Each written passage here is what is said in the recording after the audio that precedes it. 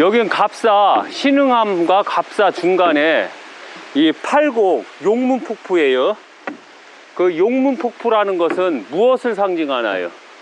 용문이라는 것은 가장 기본적으로 따질 때 한문의 의미가 있거든요. 용문이라는 것은 용이 산에서 내려온다는 의미가 있어요. 그래서 여기는 바로 신흥암이나 아니면은 수정봉, 아니면 잔디고개, 아니면 산불봉. 그래서 깨우친 자는 꼭 이 문으로 나와야지만 그 도가 이루어진다는 의미가 있어요. 그래서 항시 이 이름을 왜 용문폭포나 졌는가에 대해서 정확하게 알아야 돼요. 그래서 용이 깨우침을 얻고 여의주를 얻었나 안 얻었나 한번 보세요. 여기 여의주 있나요? 여의주가 없죠. 나왔는데 이무기가 나온다는 뜻이에요. 용이 나온 건 아니에요. 그래서 여기는 용자를 빼고 이무기자를 집어넣어줘야 돼요. 만약에 여의주가 동그란 바위가 있으면 그때는 용문 폭포가 맞는데, 만약에 여의주가 없으면 여기는 용문 폭포가 될 수가 없어요. 제가 이렇게 계룡산을 다니면서 전설을 깨는 이유가 있어요. 어떠한 이름을 붙일 때는 정확하게 그 이름을 붙여야 돼요. 그래서 항시 용이 깨우치고 나왔다면 꼭 여기는 여의주가 이 가운데 떡하니 하나가 있어야 돼요. 그런데 아무리 봐도 여의주가 없어요.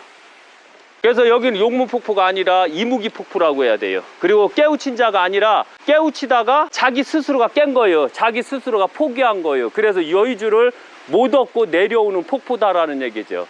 그럼 어떤 사람들이 그래요, 풍수가들이. 여기서 보면 저 동그란 저수지 있죠. 물, 담수, 용수.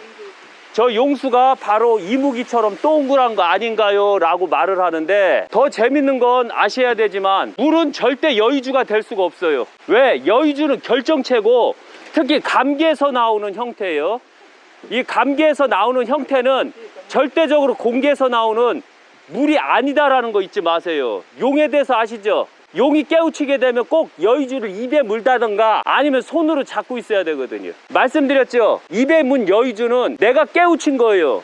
그래서 하늘로 물을 타고 숲을 타고 하늘로 올라가는 용이 바로 입에 물고 가거든요. 그런데 손에 우측손이든 좌측손이든 잡고 있는 용은 이미 하늘에서 내려온 거예요. 이미 하늘에서 깨우침을 얻고 하늘의 계시를 받고 내려온 용이에요. 세상 밑으로. 그때는 꼭 입에 있는 여의주를 손으로 잡고 내려오는 거예요. 입에 물고 있는 용은 이무기에서 깨우쳐서 여의주를 입에 물고 하늘로 올라가는 거예요. 이렇게 구름을 타고. 또 용은 구름과 습이 없으면 절대적으로 하늘로 못 올라가요. 용이 올라가려면 꼭 습이 있어야 되고 물이 있어야 돼요. 그리고 안개가 펴야 돼요. 그래야지만 용은 습을 타고서 이렇게 올라가는 거예요. 이걸 명심 또 명심하세요. 그래서 용에 대해서 잘 모르는 사람들이 꼭 보면 입에 물고 있는 용을 최고로 쳐주는 경우가 있어요. 그래서 항시 손으로 잡고 나온 것은 하늘에서 계시를 받고 세상에 내려와서 움직이는 겨. 그래서 입에 문 것은 지상에서 깨우친 용, 손으로 여의주를 갖고 있으면 이것을 하늘에서 이미 너는 용으로서 인정한다라는 확인표를 준 용만이 입에서 여의주를 빼낼 수가 있는 거예요. 이걸 명심 또 명심하셔야 돼요. 그래서 바로 여기는 용이 없어서 용문폭포가 될 수가 없어요. 이무기폭포요. 그래서 여기가 만약에 갑사나 여기 관리하시는 분이 진정한 용문폭포다 라고 하면 여기 가운데다가 동그란 돌 있지, 이거만한 거. 오구로 댕을수록 더 좋아요. 기가 더 세니까. 그리고 이런 돌을 하나 여기다 딱 하나 놔주세요.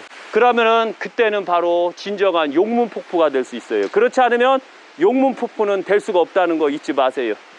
그리고 어떤 사람이 댓글 다는데 그 뭐 세종 뭐 어떤 공무원이래요. 제가 그 사람 차단시켜 버렸거든요. 쥐뿔도 모르면서 계속 댓글을 단다는 거예요. 반문 형태로. 용두폭포를 보고서. 용이 물이 있으면 못 간다는 겨.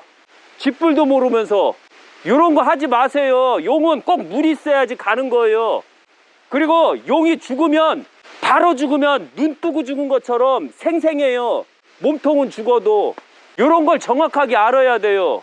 그래서 저한테 그걸 댓글을 차단을 하면 저한테 쪼잔하다고 한다 이런 식으로 얘기하더라고요. 그래서 저 원래 쪼잔하니까 딱 차단해버렸어요. 저 원래 엄청 쪼잔해요. 그러니까 제대로 풍수에 대해서 알고 그 다음에 댓글을 달아주세요. 용에 대해서 쥐뿔도 모르면서 하지 말고. 용이 낮에 올라가는 거 보셨어요? 용이 낮에 올라가려면 언제 올라가죠? 비가 내린 다음에. 비가 내릴 땐 용이 안 올라가요. 또 왜? 용이 비를 엄청 싫어해요. 비 맞는 거 엄청 싫어해요. 그런데 용 자체가 언제 올라가냐면 비가 많이 내린 다음에 산에서 기가 엄청나게 센 데가 있어요. 요런 터가 있거든요. 그런데 이 터 자체를 보면 기가 있을까요 없을까요? 여기 보시면 아시겠지만 이 폭포가 과연 기가 있을까요 없을까요? 여기서 기도하지 말아요. 사진도 찍지 말고 더러워 죽겠으니까. 여태까지 그 자체가 이렇게 기가 세다라고 하면 은성폭포는 기가 센데 여기는 기가 없이요. 여기서 기도했다가는 입 돌아가 버려 이렇게. 이걸 바로 습병이라는 거예요. 여긴 습이 꽉 차 있잖아요. 그래서 여기선 절대적으로 기도하지 마세요. 자체적으로 용문폭포에서는. 그래서 이런 이름을 붙일 때는 제대로 알고 붙이는 게 가장 좋아요.